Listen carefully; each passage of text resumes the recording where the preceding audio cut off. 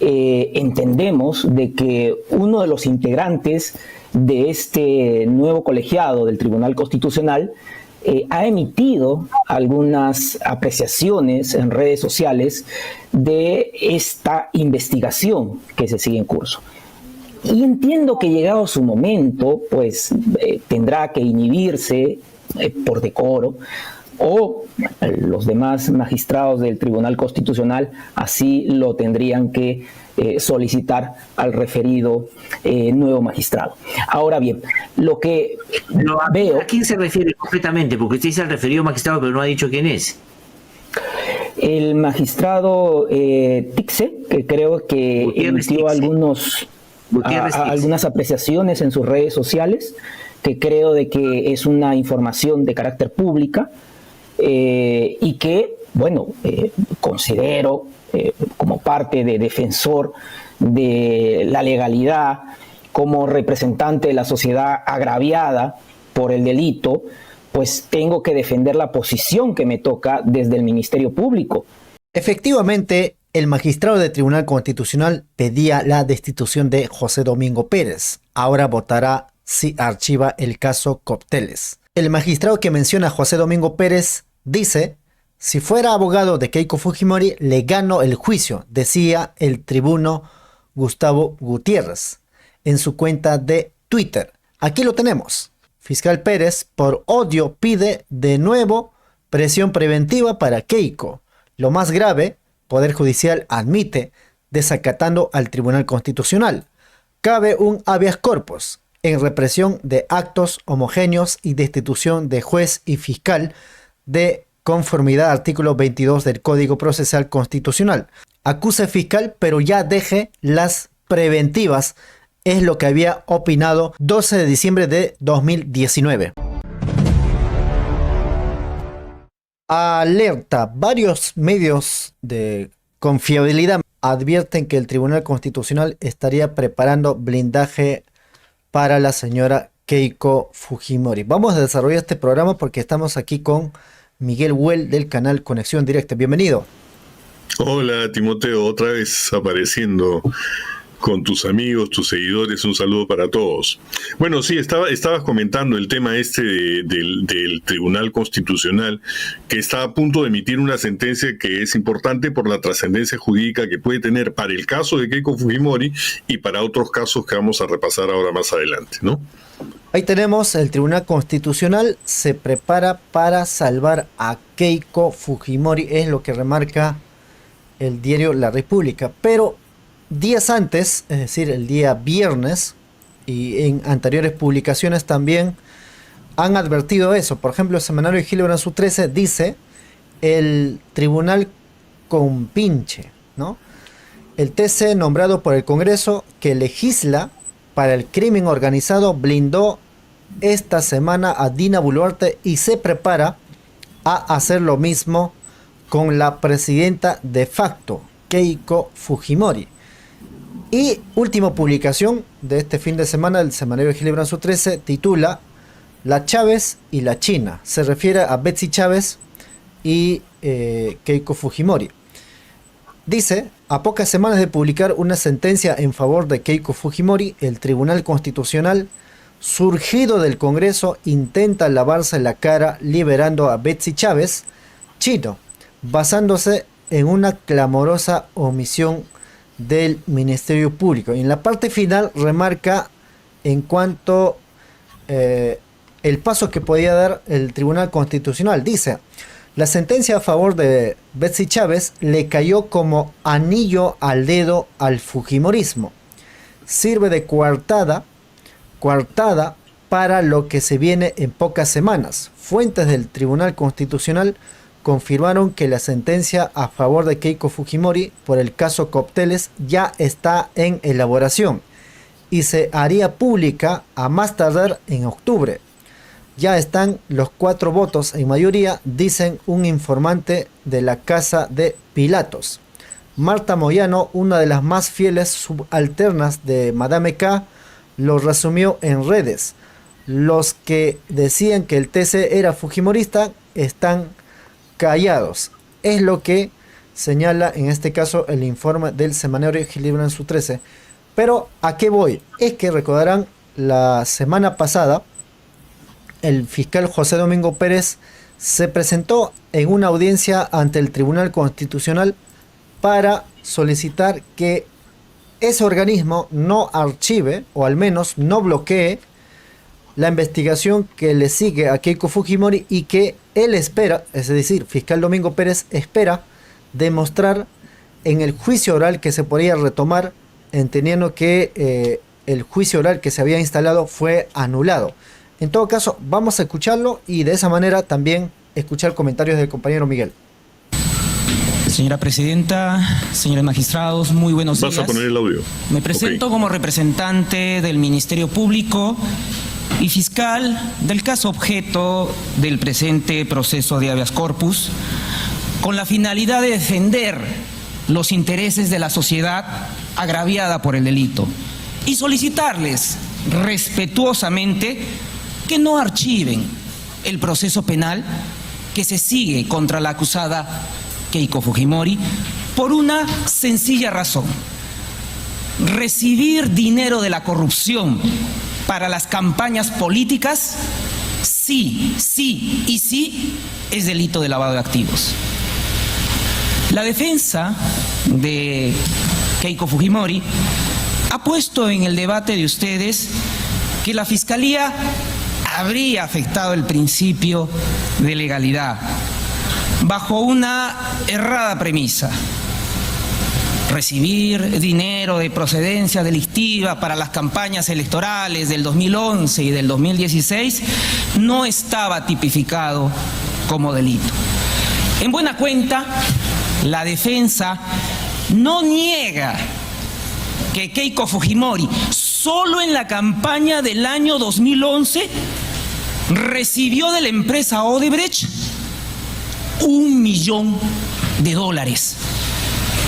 De Dionisio Romero Pauletti recibió $3.650.000 dinero en mano y otros millones de dólares más de otros empresarios. Lo que la defensa de Keiko Fujimori plantea que este hecho reprochable jurídicamente es una infracción administrativa. Por eso, este debate de legalidad, si es lavado de activos o no, no es nuevo. Más bien es un debate agotado.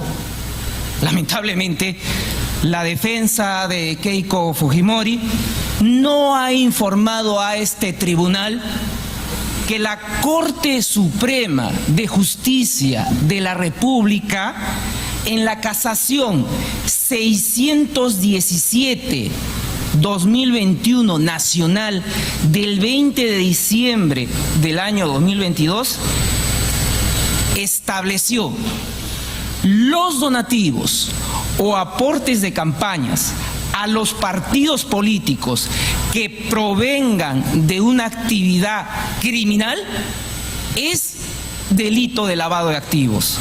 Fundamento 25 de la referida casación. Firman presidente de dicha sala penal permanente, César San Martín Castro. Juez ponente, Manuel Luján Túpez. Por lo tanto, la jurisdicción ordinaria penal ha cumplido con su función pacificadora de la controversia. Con lo que respondo a la pregunta del magistrado César Ochoa de la audiencia del 27 de mayo pasado sobre si el Poder Judicial tiene una reserva de jurisdicción en materia penal. Y afirmo como representante del Ministerio Público que sí, los jueces han sentenciado que recibir dinero de la corrupción para las campañas políticas es delito de lavado de activos. Por eso coincido con el magistrado Francisco Morales, que en la audiencia pasada centró el debate en preguntar el Tribunal Constitucional puede o no puede sustraer un caso penal de la jurisdicción ordinaria por tipicidad. Afirmo como representante del Ministerio Público que el Tribunal Constitucional debe respetar la competencia del juez penal y la reserva de la jurisdicción en materia penal. Bueno, es lo que ha comentado el fiscal Domingo Pérez.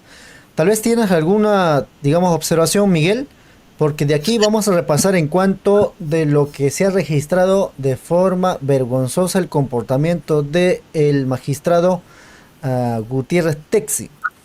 Claro.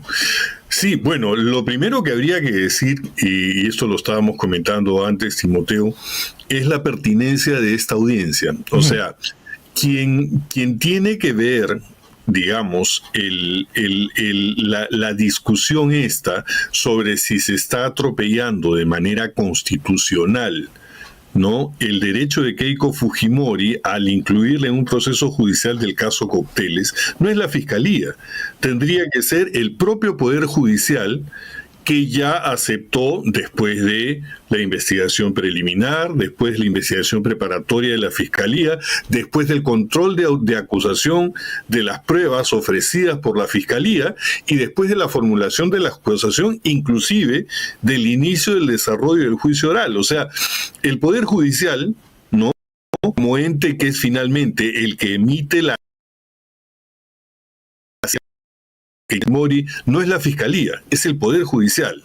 Entonces, si el Poder Judicial admite los fundamentos legales, entonces el Poder Judicial quien acuda a la audiencia a sustentar por qué es que han admitido ellos este juicio que se está dando. Ahora, fuera de eso hay un segundo argumento, ¿no? Según la Constitución, nadie puede intervenir en un proceso judicial en curso, ¿no? Es decir, bueno, salvo que se esté violando un derecho humano, un derecho fundamental muy grave, ¿no?, nadie podría intervenir. Y en este caso, estamos hablando de un juicio que ya pasó por juicio oral, o mejor dicho, que ya está en el juicio oral, con una Keiko Fujimori que está en libertad, ¿no?, y que debería de esperar en todo caso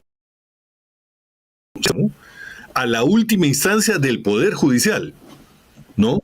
Cuando el Poder Judicial haya terminado todo el proceso en doble instancia, es ahí el momento en que debería estar habilitada el cuerpo legal de Keiko Fujimori a intentar un recurso ante el Tribunal Constitucional, no antes. Entonces, o sea, José Domingo Pérez, la Fiscalía, los procuradores, asisten porque están citados por una entidad, digamos, superior, ¿no?, autónoma, con rango constitucional. Pero en realidad no corresponde esta audiencia, para empezar. O sea, para empezar, esto no debió pasar nunca, ¿no? Y bueno, para cerrar el comentario, lo que puedo decir es que los argumentos de José Domingo Pérez, ¿no?, dentro de toda la audiencia, fueron muy bien sustentados. Cogió inclusive, ¿no?, cogió los fallos emitidos por el Poder Judicial, cogió incluso las declaraciones dadas por el propio Gutiérrez Tixe, ¿no es cierto?, que anteriormente hablaba del tema de cómo están ingresando los dineros ilícitos a las campañas electorales cuando no era magistrado del TC, ¿no? Uh-huh. Y ahora, en plena audiencia, el hombre se desdice, ¿no? Claro, se desdice con una verborrea muy jurídica, muy enredada, pero a la final es Gutiérrez Tixe. Bueno, ya lo vamos a escuchar porque tú lo vas a poner después, pero ya eso lo seguimos después. Bien, aquí vamos a escuchar la réplica porque hay que recordar que el fiscal Domingo Pérez expuso más o menos 10 minutos, pero de esa 10 minutos también remarcó que si es que toman decisión de, digamos, salvar a Keiko Fujimori, en general, es que no solamente salvan a Keiko Fujimori, sino también a Susana Villarán, Ollantumala, Toledo, en su momento Castañeda y Alan García, justamente. Incluso los apristas ya están volviendo a ser candidatos para decir, miran, ve, mató a nuestro líder y tal cual. En todo caso, Eso hay que también tenerlo claro. Vamos a escuchar aquí la réplica de lo que señaló el fiscal Domingo Pérez. No he escuchado por parte de la defensa de Keiko Fujimori por qué recibir dinero de la corrupción para una campaña política no es delito de lavado de activos. No ha dado una respuesta. Lo que nos ha indicado es de que está sujeta a un proceso inconstitucional. A lo que me tengo que preguntar, ¿realmente ha recurrido en primera oportunidad a este Tribunal Constitucional la defensa de Keiko Fujimori? No, invito a que ustedes puedan revisar la sentencia recaída en el expediente 2534-2019 del 25 de noviembre del año 2019, que es precisamente el que permite la excarcelación de la señora Fujimori, en el cual uno de los petitorios o planteamientos que postula la defensa es el agravio al principio de legalidad, es decir, si la imputación que formulaba el Ministerio Público en aquel año podía constituir delito. Y ahí está la respuesta del Tribunal Constitucional en aquella ocasión. Luego nos ha indicado de que la Fiscalía habría atribuido receptación de activos. Es una situación absolutamente falsa, probablemente por desconocimiento de quien ha hecho esa afirmación. Hemos presentado a este Tribunal Constitucional la acusación del 2 de julio del presente año, en donde se plantea la modalidad de actos de conversión. ¿Y qué implica los actos de conversión? Según Víctor Prado Saldarriaga, uno de los juristas más reconocidos en este tema y a su vez juez supremo titular del Poder Judicial. Involucra aquella movilización primaria del dinero de la fuente ilícita. Y en efecto, cuando uno de los abogados hace mención a las tipologías del Grupo de Acción Financiera Latinoamericana, no les informa a ustedes que el GAFILAP establece también que los partidos políticos reciben dinero de procedencia ilícita y que lo ingresan en su contabilidad para eludir y evadir cualquier control a través de lo que uno de los abogados ha tratado de conceptualizar como el smurfing o el pitufeo. Porque el Ministerio Público para la campaña del año 2011 está tipificándolo en la ley 27.765 y en la campaña del año 2016 en el decreto legislativo 1106. ¿Y qué implica? Implica que Keiko Fujimori recibe el $1.000.000 de la empresa Odebrecht, 3.600.000 de Dionisio Romero y de la empresa Sudamérica Fibras más de 3.400.000 solamente en la campaña del año 2011. Y en lugar de ingresarlo al sistema bancario, bajo la lógica que indican los abogados que han hecho uso de la palabra, que eran aportes de campaña, en lugar de ingresarlo a las cuentas del partido político, lo que hacen es utilizar las modalidades que ya están clasificadas para la identificación de lo que son actos de blanqueo de capitales. El pitufeo, la utilización de cuentas bancarias de terceras personas, la utilización de cambistas, el pago de servicios de publicidad electoral. Dice uno de los abogados presentes que para el smurfing o el pitufeo, lo que se busca es evadir el control del sistema financiero. Y en el proceso penal se presentaron a declarar Marisol Vallechón, Luis Sánchez Bardales, Pedro Velar Sellanos, Luis Document Manrique, Rafael del Caso, y podría agotar mi tiempo, indicar de que se presentaron al sistema financiero para hacer depósitos menores a los $10,000 para no tener que declarar la procedencia. Pero además se utilizaron a determinadas personas, indiqué un cambista, Hugo Tazaico Mendoza, a quien se le dio dinero para que vaya a todas las entidades financieras de Lima para que haga depósitos menores a los $10,000 para que no pueda ser identificado. Y voy concluyendo para ceder el tiempo a los representantes de la Procuraduría. ¿Acaso vamos a normalizar de que uno de los integrantes de esta presunta organización, maletín en mano, se dirija a un medio de comunicación como es RPP a entregar $210,000 en efectivo para que no pueda aparecer de dónde proviene ese dinero? Alejamiento del origen, camuflaje, ensombrecimiento, como lo exige uno de los abogados de la defensa, con lo cual estamos acreditando pues de que estamos en los actos de conversión, que es lo que ha planteado el Ministerio Público. Miguel.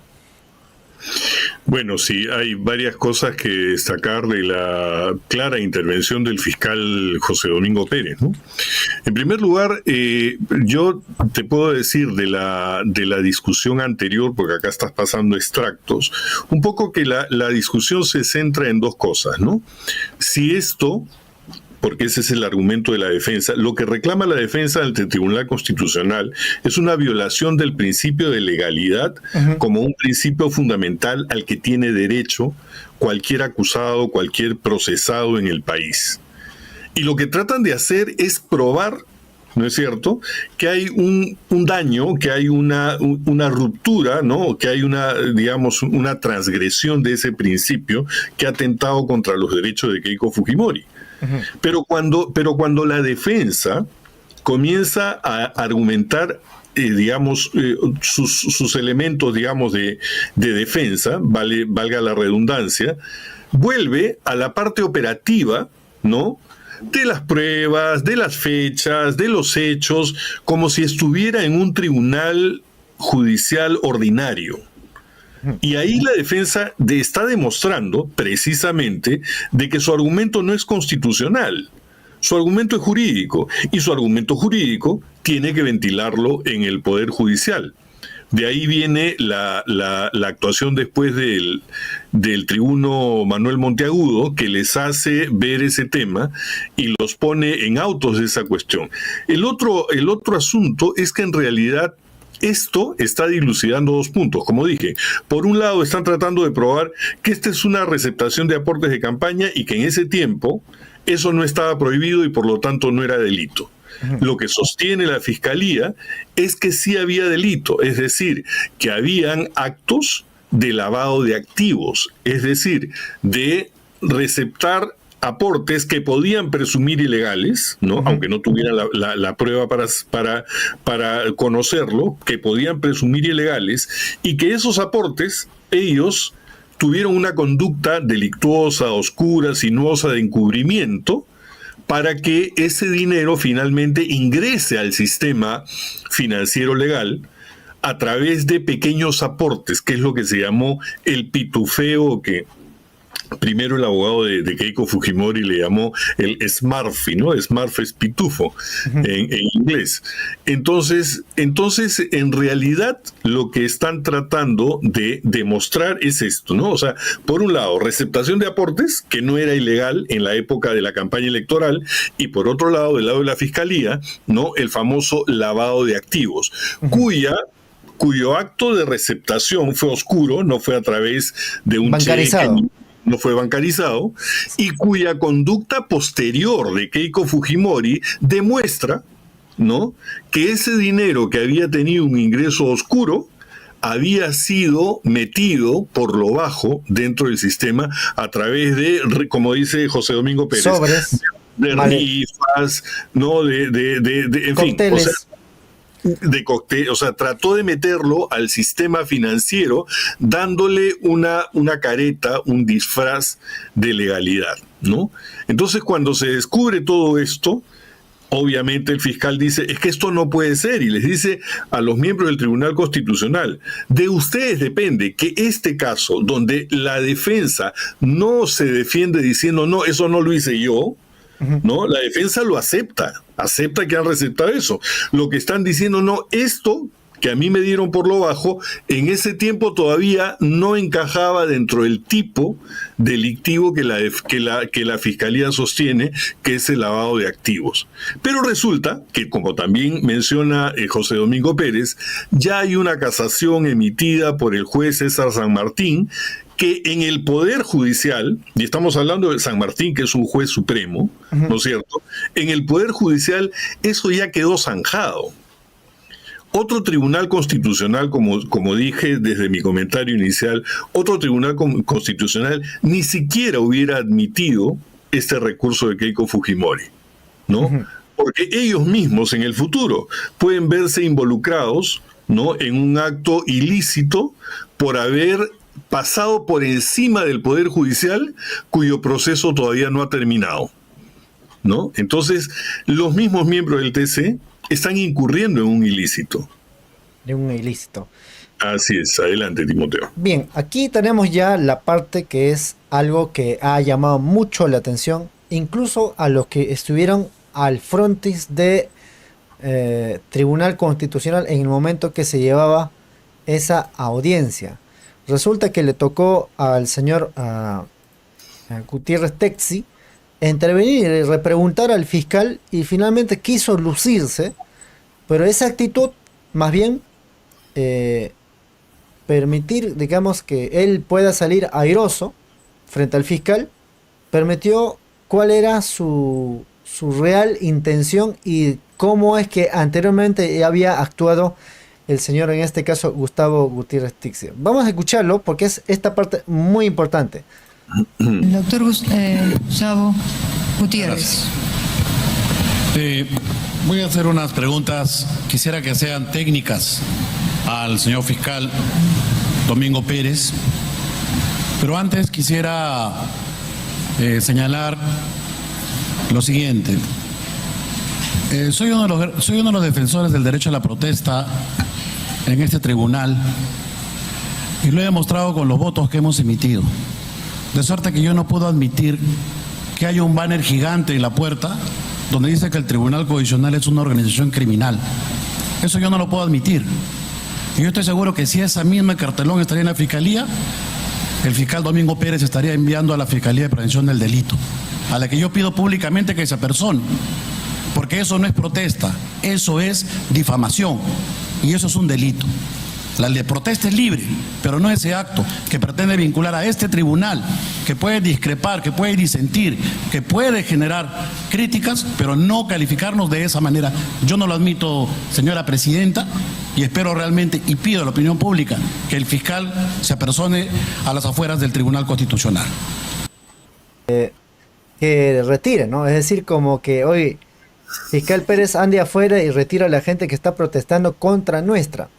De calificarles de una presunta organización criminal, pero hay un punto, ¿no? A ver, Miguel.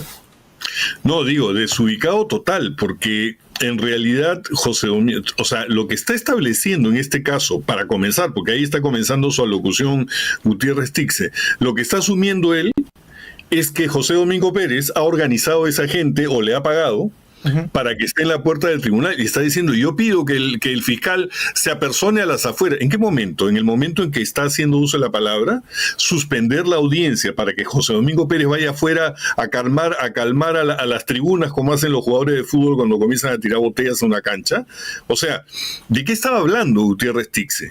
¿Qué le estaba pidiendo? Para empezar, como te digo, estaba asumiendo que José Domingo Pérez había organizado a esa gente, como hacen pues los combatientes, ¿no? La pestilencia. Entonces, ellos, como dicen, ¿no? Los ladrones asumen que todos son de su condición, ¿no? Y pensaba, Gutiérrez Texi pensaba que José Domingo Pérez tenía su pestilencia privada y que le había mandado a hacer ese tipo de cosas, ¿no? Totalmente desubicado.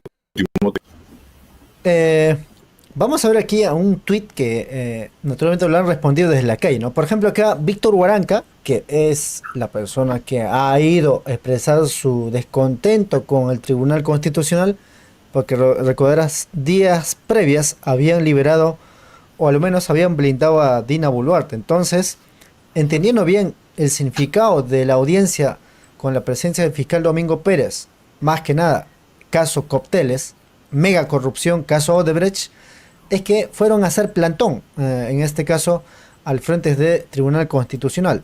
Dice acá, como respuesta ya, ¿no? Dice, Gustavo Gutiérrez Texi, del TC, llora, dice, por el Frente Callao Dignidad. Puso su cara y otras 5 en un banner en el Tribunal Constitucional. Dice, ellos fueron elegidos por el Congreso Delincuencial para encubrir asesinos y organizaciones criminales. Entonces sigan llorando, y muestra esta foto donde justamente se refiere en este caso Gustavo Gutiérrez Texi, ¿no? Ahí dice, en el banner, Tribunal Constitucional nombrado por congresistas delincuentes, encubridores de organizaciones criminales, corruptos, lo pone en el banner. Es como una respuesta. Miguel. No, es que es la verdad, pues, o sea, la respuesta esta de este señor, que hace notar que eso es una respuesta popular. O sea, la gente en realidad sabe de quiénes están hablando, sabe cómo es elegido este Tribunal Constitucional, sabe que detrás de esa elección hay toda una oscuridad que inclusive impidió ingresar a miembros de organismos internacionales para supervisar el proceso de elección de estos miembros. Entonces estamos hablando de un Tribunal Constitucional totalmente oscuro, pues, y que a través de sus fallos se va haciendo conocer. Por eso decías bien en un principio, Timoteo, cuando pusiste el tema de haber fallado la liberación de Betsy Chávez, como una especie de señuelo, como una especie de engañamuchacho, cuando eso, para empezar, tendría que haberse resuelto dentro del fuero judicial mismo, no tendría por qué haber llegado al Tribunal Constitucional. Lamentablemente ahí sí, el Poder Judicial se equivoca, ¿no? Comete, como dice Juan Carlos Checle. Claro, el fragmento que tú pusiste, el juez Checle se equivoca, permite que haya un tiempo de carcelería indebida, sin sentencia. Entonces no le queda otra cosa finalmente que establecer un recurso frente al tribunal, y el tribunal suelta a Betsy Chávez porque lo otro hubiera sido un escándalo, ¿no? Uno más, mejor dicho. Ahora vamos a continuar con la intervención de Tixe. Gutiérrez Tixe. ¿Por qué razón? Porque al final vamos a darnos cuenta, incluso ya hay pedidos de que el señor Gutiérrez Tixe dé paso al costado en cuanto a la decisión que pueda tener frente a Keiko Fujimori. En todo caso, atención. Muy bien. Sobre lo que corresponde al tema.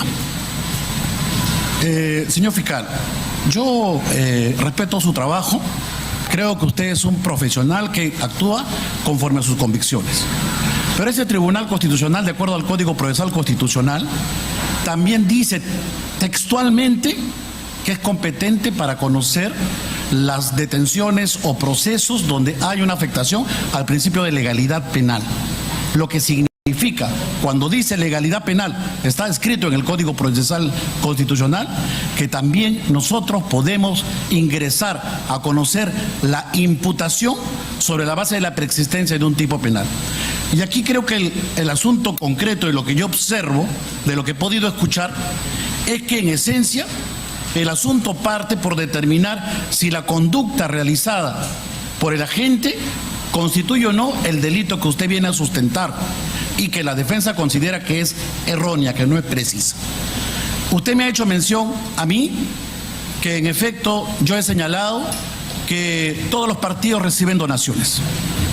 Y eso es verdad, señor fiscal. En todas partes del mundo los partidos políticos reciben donaciones. Y en el Perú, todos los partidos recibían donaciones de manera pitufiada. Por eso es que el señor Tuesta, uno de los grandes exponentes de la reforma electoral, hablaba de que el financiamiento público tenía que tener nuevos cambios. El financiamiento privado, perdón. Incorporar el financiamiento público para que el Estado aporte, para evitar este tipo de hechos electorales. Pero eso, ¿cuándo ocurrió? El 2018. ¿No? Entonces, electorales. Pero eso, ¿cuándo ocurrió? El 2018. ¿no? Entonces, aquí hablamos del año 2011 y del año 2000. Aquí hablamos del año 2011 y del año 2016, es decir, de hechos anteriores. Entonces, yo le pregunto a usted, técnicamente, ya usted ha señalado los hechos con vehemencia, con convicción, pero le pregunto, lavado de activos. O sea, entiendo de que puede haber ahí un ocultamiento, un recojo, pero ¿cuál es la finalidad de este delito técnicamente hablando, desde la dogmática del derecho penal? ¿Cuál es la finalidad? Esa sería mi primera pregunta. Le agradezco mucho, señor magistrado Gustavo Gutiérrez Tirce, por las apreciaciones que tiene hacia mi labor y comparto con la preocupación que usted ha manifestado el día de hoy en cuanto a la alteración del orden público. Es una situación que lamentablemente también he venido sufriendo desde que me he abocado a conocer este caso, el caso Cócteles. A la pregunta. Usted señala en relación a el proceso electoral en los Estados Unidos de Norteamérica. Seguí con bastante atención la audiencia de la sesión pasada, en la que usted a continuación me preguntó acerca de qué es lo que se afecta recibiendo dinero en las campañas electorales. Y me gustaría al respecto hacerle mención que no es una situación novedosa para nuestro país esta realidad que se presenta. Tengo un libro, El modus operandi en las operaciones de blanqueo de capitales, Rafael Gálvez Bravo. También seguramente usted lo tendrá en su biblioteca como un conocedor de estas materias. Página 187 y siguientes. Dice: los partidos políticos son entes privados de base asociativa que forman parte esencial de la arquitectura constitucional, en el sentido que expresan el pluralismo político, concurren a la formación y manifestación de la voluntad popular y son instrumentos fundamentales de la participación política. Como representantes de la ciudadanía están sujetos a derechos y obligaciones y deberían prestar ejemplo como su comportamiento, pero como evidencian los tribunales y los medios de comunicación con sus informaciones, este no ha sido el más adecuado y el blanqueo de capitales no ha sido ajeno a alguno de sus comportamientos más reprochables. A propósito de la sentencia al tesorero del Partido Popular Español, Ibárcena, y el caso Gürtel, que sacudió dicha realidad. Pero además quisiera hacer mención acerca de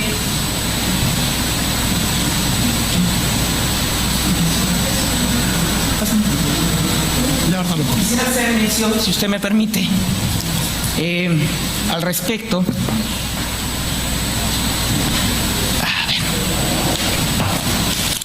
Señor fiscal. Dígame. Yo entiendo que el caso Watergate también es un caso de espionaje telefónico. Lo que hablo aquí es nuevamente, por eso le decía al inicio de mi intervención, que básicamente lo que me preocupa es el principio de legalidad al que todos los ciudadanos tenemos garantía, ¿no? Porque si no existe un tipo penal anterior, en realidad, si es que hay una interpretación muy abierta, donde no hay un amparo dogmático de nuestra familia jurídica, o se trastoca o se amplía la finalidad con una interpretación de la Corte Suprema del año 2017 para calificar un tema del año 2011 o del 2016, en realidad también el gran problema, entiendo y comprendo el rol del Ministerio Público en la lucha contra la corrupción, pero en este caso hablamos de la tipicidad de un acto para poder perseguir a un comportamiento, porque técnicamente un ciudadano podría entender que desplegando una conducta, está actuando correctamente o está utilizando un espacio que los civilistas utilizan mucho. Los civilistas utilizan mucho los vacíos de la ley para poder establecer algún mecanismo que permita, por ejemplo, obtener algún rédito para sus defendidos. En este caso en concreto, si hablamos por eso, esa era mi pregunta, ¿no? O sea, el tipo penal del delito de lavado de activos en el año 2011 y en el año 2016, ¿no era acaso la necesidad, como señala el abogado de la reintegro, ¿no? Reintegro es el término, ¿no? Reintegración. De la reintegración, pero por otro lado, de la utilización de esos fondos para insertarlos en el sistema económico y financiero para poder blanquearlos. O sea, obtengo yo 10 millones de dólares de procedencia ilícita, los meto al mercado, al sistema financiero para blanquearlos y para poder beneficiarme. O sea, no estamos hablando de un delito de índole patrimonial, la extensión a un acto político, a un acto partidario. Esa tipificación, a mí me interesaría, aparte de la interpretación de la Corte Suprema, por el amparo dogmático en lo que se refiere a nuestros antecedentes del delito de lavado de activos y la figura respaldada también, usted es el penalista, no yo, de algunos dogmáticos del derecho penal que suscriban dicha posición que usted señala en estos momentos. Esa era mi pregunta. Y le agradezco y complemento lo que le iba a responder en atención a la pregunta pasada o anterior que usted me formuló acerca de cuál es el bien que se tutela con el delito de lavado de activos.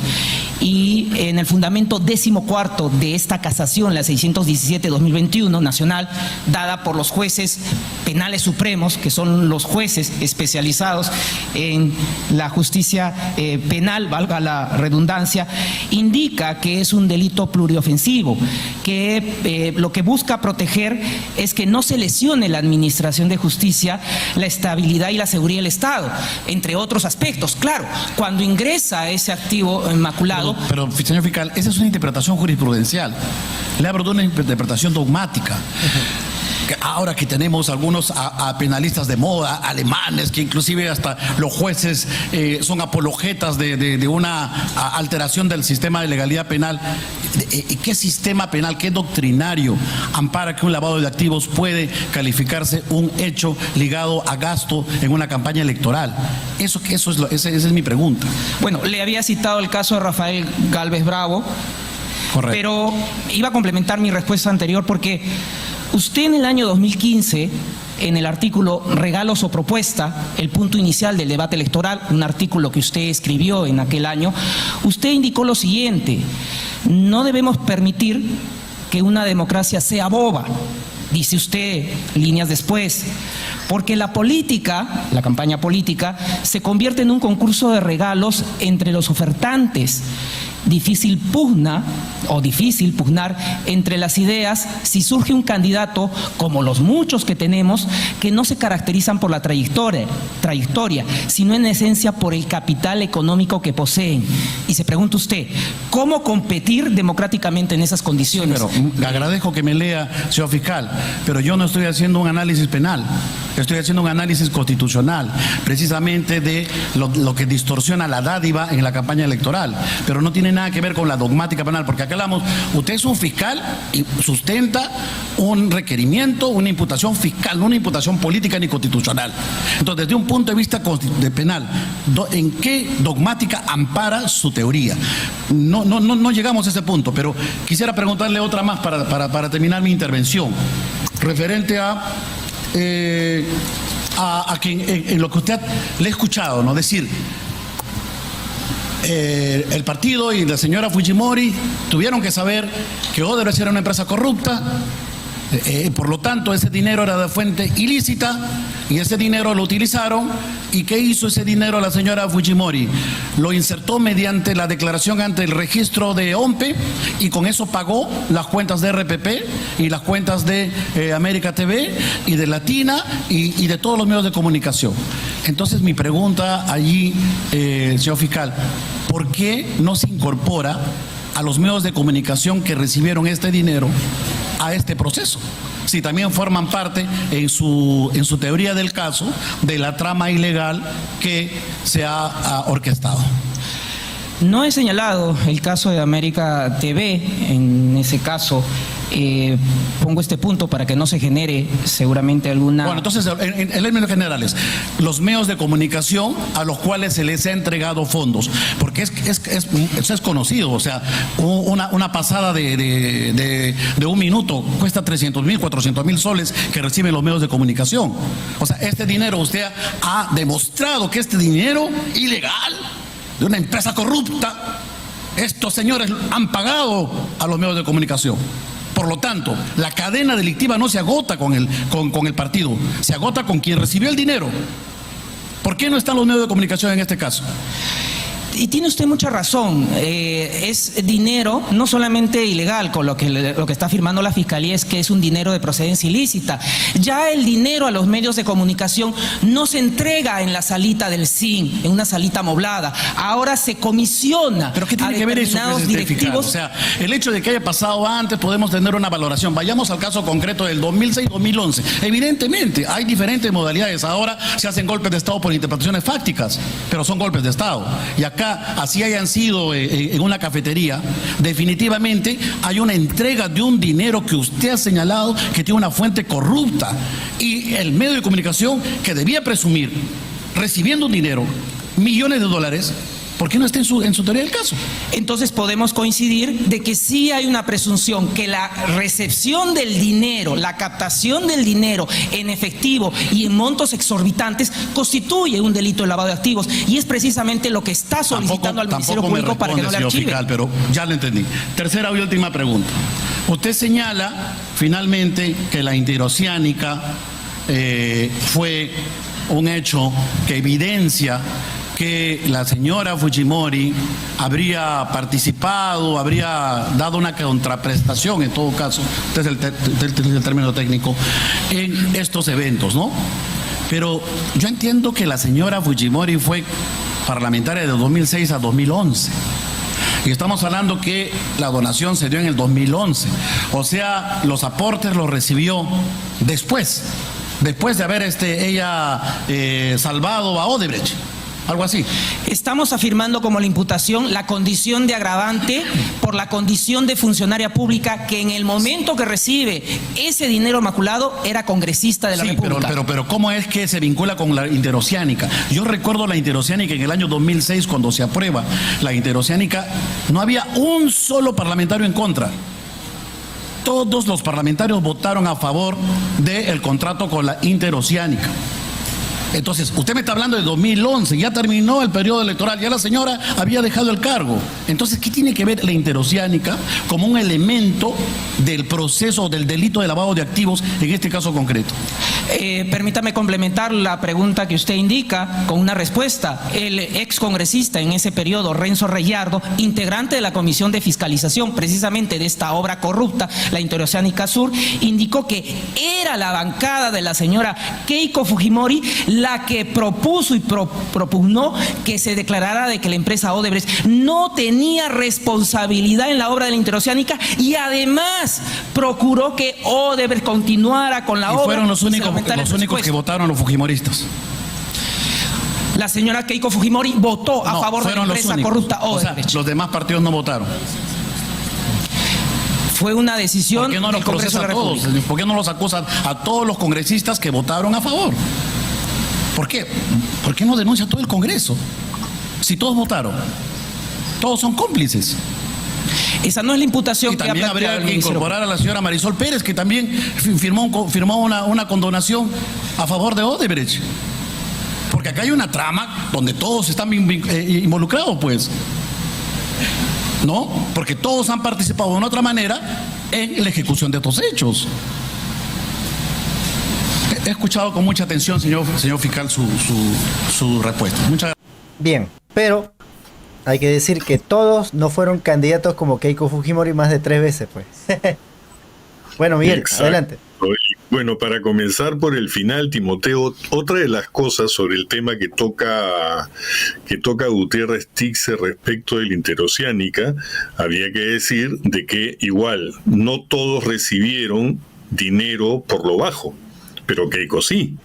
Y el hecho de haber recibido el dinero después, cuando ya no era congresista, ya es más o menos parecido a lo de Toledo, que llamaba a Barata y ya cuando no era presidente y le decía, Barata, paga pues carajo, y Alan García, claro, y Alan García, después de ser presidente, ¿no?, siguió recibiendo aportes de Odebrecht a través de estas famosas conferencias por las que Alan García cobraba el dinero que ni siquiera Bill Gates cobraba cuando hacía una conferencia, ¿no? Entonces, el argumento de Gutiérrez Tixe por ahí es insostenible. Gutiérrez Tixe funciona como un abogado de la defensa en un proceso judicial ordinario. Otra vez insisto sobre lo mismo. O sea, el Tribunal Constitucional no está para esto, ¿no es cierto? Entonces, ahora, hay otro tema. Bueno, respecto del tema este de... Pero hay un punto que no sé si quieres tocarlo. En el momento donde interviene, trata de comparar Keiko Fujimori con Kamala Harris. Exacto, a eso iba justamente. Gutiérrez Tixe, fíjate, utiliza un argumento para tratar de rebatir lo que dice José Domingo Pérez, y él después solito recula, ¿ya? Porque él es quien cita a Estados Unidos, ¿ya? ¿No? Y dice, pero en Estados Unidos, ¿cuál es el problema? Ahí puedes dar $3 de aporte, como puedes dar 30 millones de dólares de aporte y no pasa nada y nadie dice nada. Y José Domingo Pérez le dice, le recuerdo que el principio jurídico que da origen al lavado de activos fue el caso Watergate, ¿no? Donde el presidente Nixon justamente ingresó dinero a una campaña que no fue declarada, y eso fue lo que motivó también su salida, ¿no? Ahora, eso por un lado. Por otro lado, lo siguiente: Estados Unidos no es modelo de un sistema electoral. Estados Unidos lo que tiene en este momento, justamente, es una política electoral que se define en base a los millones de dólares.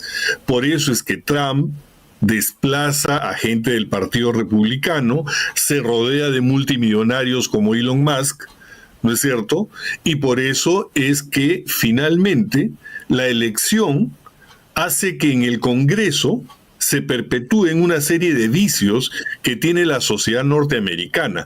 Uno, por ejemplo, hace muchos años que en Estados Unidos se vienen dando tiroteos y se vienen dando matanzas y dicen que en Estados Unidos es más fácil comprar un arma automática que comprar un celular. O sea, administrativamente es mucho menos engorroso.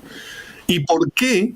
¿Por qué es que Estados Unidos no puede combatir esa venta indiscriminada de armamento? Hace poco hubo un tiroteo en una escuela en Estados Unidos y otra vez hubo una masacre de niños, ¿no es cierto? ¿Por qué? Porque el Congreso norteamericano nunca choca contra los productores de armas, que le llaman, creo, el Club del Rifle, algo así tienen de nombre allá. ¿Por qué? Porque son lobbies empresariales multimillonarios que así ponen dinero, millones de millones en las campañas, se eligen a los congresistas que ellos quieren porque ya tienen un lobby previamente hecho y que van a asegurar que el negocio siga perpetuándose, ¿no? El mejor ejemplo de esto es la elección de Donald Trump, ¿no? Es un multimillonario que ingresa con sus amigos multimillonarios y que ahora tiene fregado a toda la población migrante, que les han recortado los programas de salud, etcétera, etcétera, ¿no? Entonces, utilizar a Estados Unidos como un modelo no es pues precisamente algo inteligente de parte de Gutiérrez Tixe. Tengo algún otro comentario, no sé si quieres hacer una pausa o vas a... No, complementamos esa parte y de ahí retomamos el porqué de actuación del señor Gustavo Tixe. Claro. Ahora, el mismo Tixe, ¿no?, dice... O sea, y este es un punto a favor de José Domingo Pérez, que se prepara bien y le saca al mismo Gutiérrez Tixe un artículo publicado por él mismo, diciendo que la democracia no puede ser una democracia boba, ¿no? Que hay ingresos de capitales por lo bajo a los partidos políticos y que se tienen que desarrollar las herramientas para combatir eso. El mismo Gutiérrez Tixe dice eso, ¿no? Y cuando José Domingo Pérez se lo dice, el hombre se descontrola. Pues está bien que me lea, pero yo lo que quiero es algo dogmático. No le pide, si tú escuchas los argumentos de la defensa de Keiko Fujimori, Gutiérrez Tixe en ningún momento le pide, ¿no?, argumentos dogmáticos. Lo deja que se despache con digamos. Y ahí el defensor de Keiko Fujimori, que en este caso no es tanto Juliana Loza, sino otro abogado, agarra y hace un diseño de lo que es para él lavado de activos, que si se divide en 3 etapas, algo así como receptación, ¿no? Como ocultamiento y ensombrecimiento, dice, del dinero, digamos, receptado, y después el aprovechamiento, la disposición. Es decir, según la teoría de este abogado, el dinero ingresado tiene que ser transformado en otro tipo de bien. Y si no se cumplen las 3 etapas, entonces no es lavado de activos, ¿no? Eso, ahí Gutiérrez Tixe no le dice nada, ¿ya? Y más bien José Domingo Pérez le aclara después, no sé si está en los videos que has seleccionado, le dice de que según la ley tal, emitida el día tal, no se tienen que cumplir esas 3 etapas que señala el abogado para considerar lavado de activos, ¿no?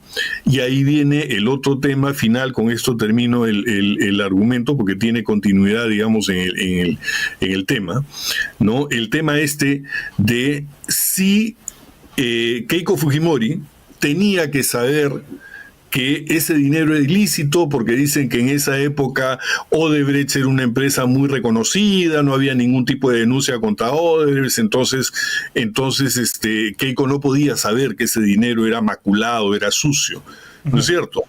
Bueno, número 1, si te entregan $1 millón no bancarizados, ya tienes un motivo para sospechar. Así es.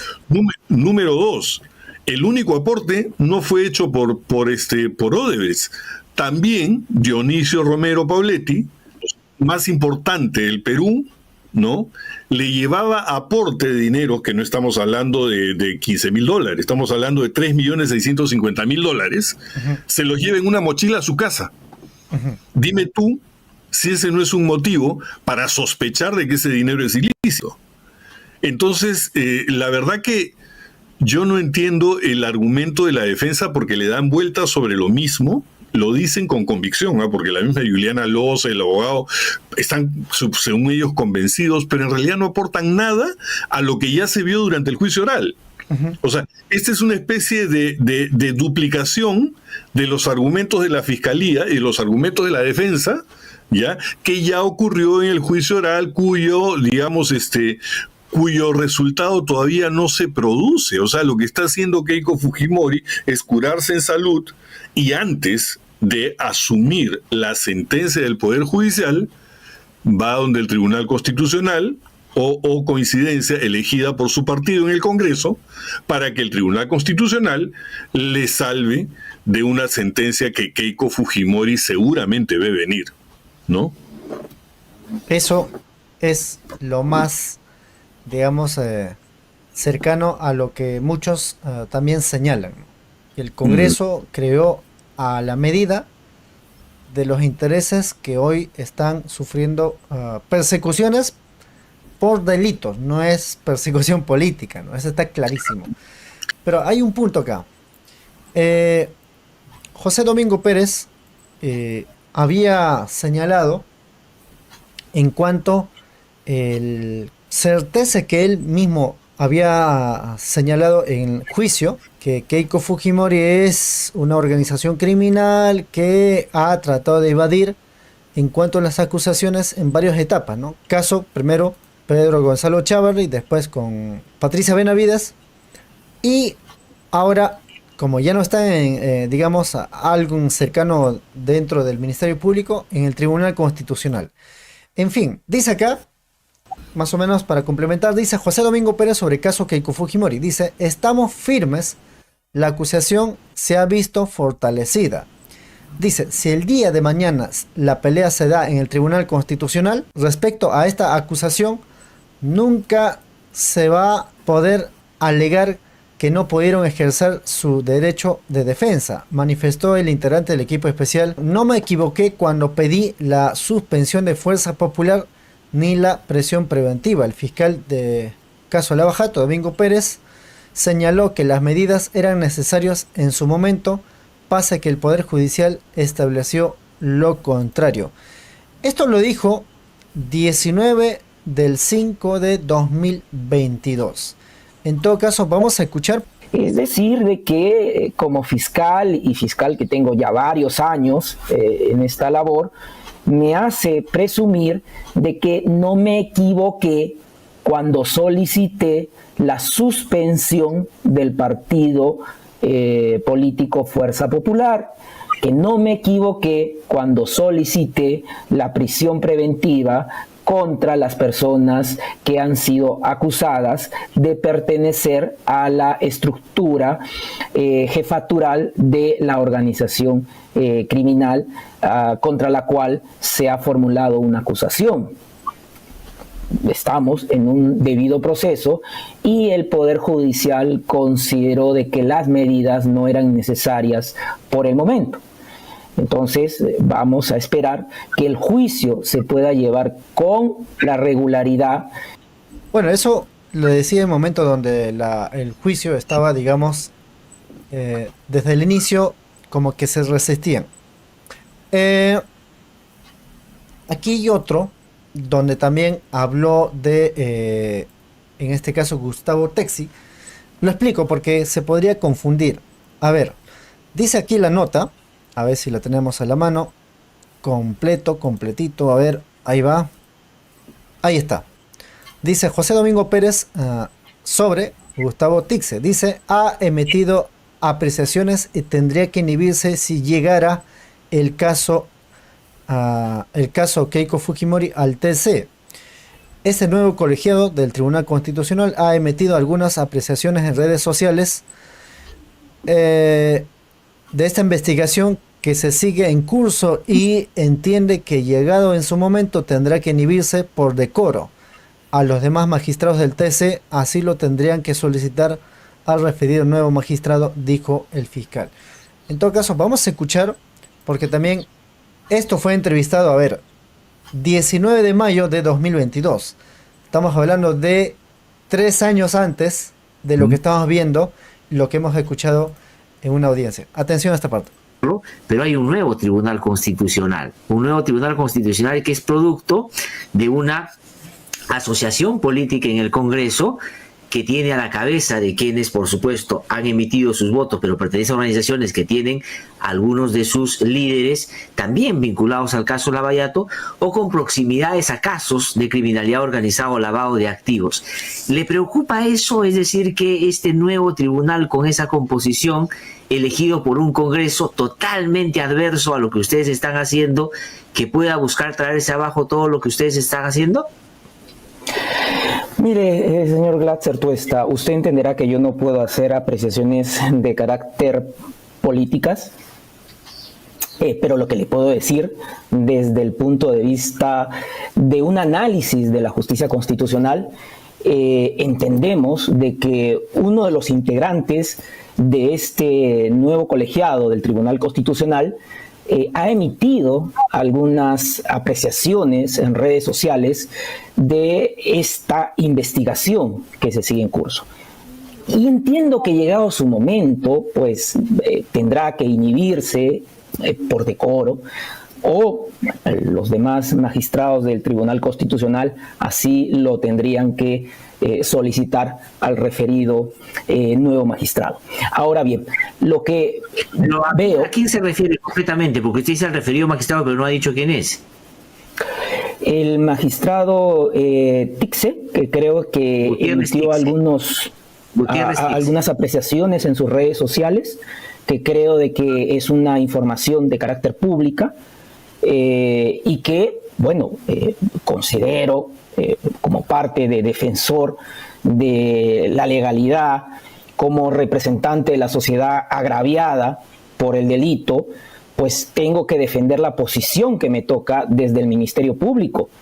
Y llegado el caso, en su momento, considero de que no habría pues esa imparcialidad de uno de esos integrantes respecto al desarrollo de alguna incidencia que se genere por la vía constitucional referido de este proceso. Ahora, ¿por qué le digo así? Porque los abogados defensores que usualmente recurrían al órgano de control institucional, de control interno del Ministerio Público, ahora pues sorprende que están planteando varias acciones de amparo, cuestionando las actuaciones que se están llevando a cabo a nivel judicial. Y si usted me permite, pues de ingenuo no tengo nada.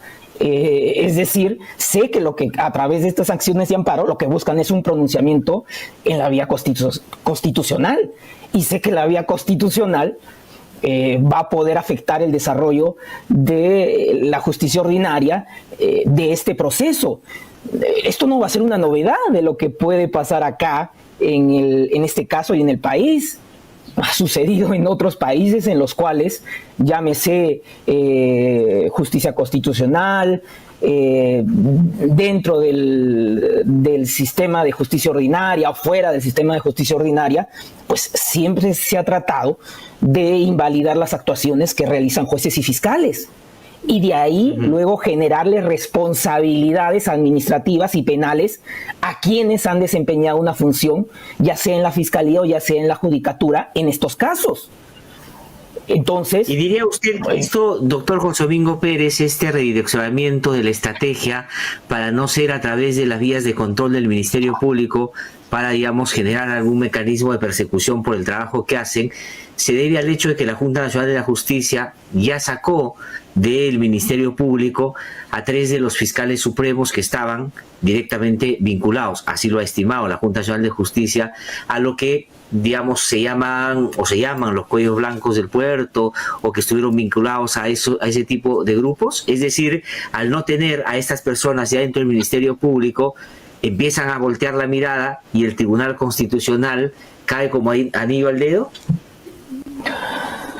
Definitivamente, es que quiero que usted me entienda, no es una apreciación política, es una apreciación del desarrollo del proceso, de un proceso penal que debe conducirse por la vía ordinaria, pero que sin embargo se puede ver afectado por las decisiones que se adopten por la vía constitucional. Estamos viendo, y yo se lo estoy diciendo porque yo soy el conductor de esta investigación, que se están generando acciones de amparo para afectar el desarrollo de este proceso. Entonces, si usted me pregunta cuál va a ser el criterio, la decisión que puede adoptar el nuevo Tribunal Constitucional respecto a este proceso, pues bueno, eso lo vamos a saber en el momento oportuno. Sin embargo, ya le estoy adelantando que considero, como una apreciación personal, como una opinión individual, que de haber alguna situación que afecte la imparcialidad de uno de los magistrados, como lo acabo de anunciar, debería abstenerse por decoro a conocer cualquier causa de las que se sigue contra Keiko Fujimori, Fuerza Popular y toda esta organización. Miguel. Bueno, ahí tenemos lo que ya se veía, o mejor dicho, lo que explica la conducta de Gutiérrez Tixe en plena audiencia, prácticamente la de un militante fujimorista, ¿no? Entonces él dice que José Domingo Pérez debería de dejar de establecer prisiones preventivas. Ya José Domingo Pérez estaba al tanto de cómo iban, digamos, las acciones de amparo que se estaban comenzando a poner, justamente a raíz de esta situación en la que los abogados de la defensa tenían previsto que esto podía pasar. Y ahí estás poniendo tú un tuit, ¿no es cierto? Uh-huh. A ver, adelante, ¿lo lees tú? Dice, en este caso, me refiero a lo que ha dicho y lo que ha citado José Domingo Pérez, ¿no? De forma general, donde señala adelanto de opinión en redes sociales. ¿Qué ha dicho Gustavo Gutiérrez Tixe, actual miembro del TC, que hemos visto hacer, o fungir de magistrado imparcial, ¿no? Dice lo siguiente: Pérez, o sea, fiscal Pérez, por odio pide de nuevo preventivo, ¿no? De nuevo preventiva para Keiko Fujimori. Lo más grave, Poder Judicial admite, desacatando al TC. Cabe un habeas corpus en represión de actos homogéneos y destitución del juez y fiscal de conformidad al artículo 22 del Código Procesal Constitucional. Acuse fiscal, pero ya deje las preventivas. Bueno, ahí está. Y una opinión que también ayuda a comprender, dice el juez del Tribunal Constitucional, que defendía a Keiko Fujimori en audiencia por el habeas corpus del caso Cócteles y atacaba al fiscal Domingo Pérez. No es imparcial, ya emitió una opinión en su caso e incluso pedía destitución del fiscal Domingo Pérez. Este sujeto debe ser recusado por la fiscalía. Entonces, lo más probable es que, tengo entendido, no lo tengo el tweet ahora, pero el abogado Ronald Gamarra había solicitado que el Gustavo Texi se inhiba, ¿no? Se inhiba por el caso que van a tomar, caso Keiko Fujimori. Miguel. Bueno, es uno de esos escándalos que ya no escandalizan, ¿no? O sea, esto realmente en otros tiempos o en otros países, mira, yo ahorita que estoy siguiendo un poco la política en Argentina y que lo comentamos en la mañana, sería un escándalo de proporciones. O sea, no, la gente no dejaría pasar una cosa así.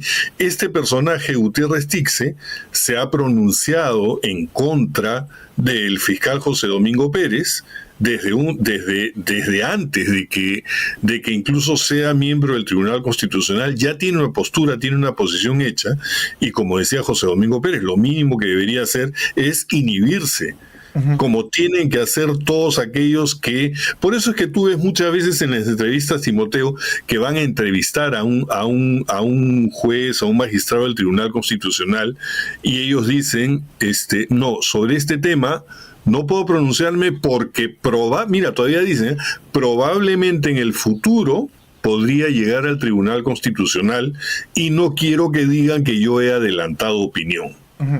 ¿Cierto? Entonces todo el mundo se cuida, porque eso está claro. Nadie puede adelantar, o mejor dicho, ningún magistrado puede adelantar opinión antes de tiempo, porque si no ya hay un sesgo en cuanto a su definición. Ya no va de manera imparcial a discutir un punto, sino que ya tiene una opinión formada. Miguel, no sé si para continuar el programa y tratar de cerrar, puedes volver a entrar porque hay un problema con la conexión. Sí, ahorita lo hago. Bueno, lo que estamos viendo aquí es, finalmente, hay una intención y una advertencia de varios medios de investigación, que el Tribunal Constitucional ya tendría todo listo para liberar a Keiko Fujimori de todas las acusaciones. Por eso es que aquí vemos uno de los diarios, Diario La República, dice: los magistrados del Tribunal Constitucional trabajan en una sentencia quirúrgica en el caso Cócteles que precise los alcances del delito de lavado de activos en los aportes en las campañas electorales anteriores a noviembre de 2016. Los magistrados del Tribunal Constitucional, Luz Pacheco Serga, Helder Domínguez Jaro, Francisco Morales Arabia, Gustavo Gutiérrez Texi, Manuel Monteagudo, César Ochoa Cardich y Pedro Hernández Chávez están trabajando en una sentencia que cerrará los procesos a la lideresa de Fuerza Popular, Keiko Fujimori, por lavado de activos antes de noviembre de 2023. Creo que ya está con nosotros Miguel, adelante. Esto, repito, no pertenece al Tribunal Constitucional, porque los argumentos que la propia defensa esgrime no son argumentos constitucionales, son argumentos de índole más bien penal, ¿no? Porque hay un fuero constitucional donde lo que hace el Tribunal Constitucional es ver si los procesos están violando o están apartándose de los artículos de la Constitución, ¿ya? Esa es la función básica del Tribunal Constitucional. Y está el fuero civil o el fuero penal, que corresponde al sistema judicial, al Poder Judicial, que se encarga precisamente de este juego, ¿no? De enfrentar a las dos partes. Por un lado, la parte acusadora, con la finalidad fiscalía que está identificando un delito y armando una acusación, y por otra parte la parte defensora, ¿no? O sea, quien es acusado tiene derecho a defenderse. Ese juego donde se actúan pruebas, donde se lleva un proceso, donde se hace control de acusación, todo eso corresponde al Poder Judicial, no corresponde al Tribunal Constitucional, ¿no? Ese es, digamos, el despropósito, que en otros casos sería escandaloso, y como te digo, no me extrañaría que pasado el tiempo de esta mafia que tiene tomado el poder, estos propios magistrados en algún momento sean encausados por haber violado la Constitución, ¿no? Porque aparte de eso, como digo, ¿no? Han concedido la ley de amnistía, han permitido que Dina Boluarte se vaya de viaje cuando constitucionalmente estaba impedida, ¿no es cierto? Le han dado iniciativa de gasto al Congreso cuando eso está prohibido por la Constitución, y sin embargo el Tribunal Constitucional lo ha avalado. Entonces, este es un tribunal que en este momento lo que está haciendo es invadir el fuero del Poder Judicial, que no es poca cosa. Eso es lo que se llama separación de poderes, y separación de poderes es un principio fundamental de la organización del Estado que también está en la Constitución. Entonces, si estos señores que supuestamente tienen que cautelar que todo el marco jurídico de un país esté ajustado a la Constitución, y son ellos mismos los que violan la Constitución, ya estamos en un país de cartón. O sea, ya estamos en un país, ¿no? Que es una figura, pero que en realidad no funciona, sino funciona en función de los intereses políticos, valga la redundancia. Por eso es que el hecho de haber elegido a estos señores, a través de un método de selección oscuro, produce estos resultados, ¿no? Pero como te digo, o sea, ya este es un escándalo más que no escandaliza a nadie. Claro. Eso es lo que pasa, ¿no? Bien, Miguel, quiero agradecer tu tiempo.